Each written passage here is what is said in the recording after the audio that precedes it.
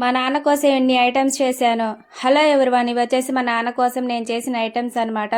Morning వచ్చేసి chicken dosa, తర్వాత వచ్చేసి మధ్యాహ్నం వచ్చేసి చికెను రసము అండ్ అన్నము, తర్వాత వచ్చేసి పాయసం కూడా చేశానండి.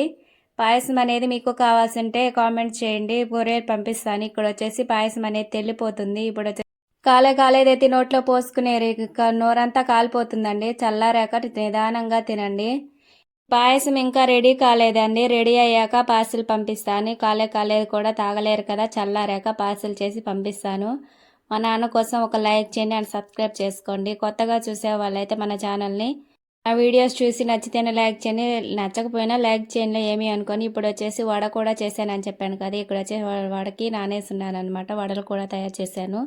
మనం అమ్మ నాన్న కోసం ఎన్ని చేసినా కొదవేనండి, మన కోసం ఎన్ని చేస్తుంటారో. ఇప్పుడు నేను చూపించిన ఐటమ్స్లో మీకు ఏ ఐటమ్స్ ఇష్టమో కామెంట్ చేయండి. ఈ వీడియో నచ్చితే లైక్ చేయండి అండ్ సబ్స్క్రైబ్ చేసుకోండి. Bye, see you on next video. Bye.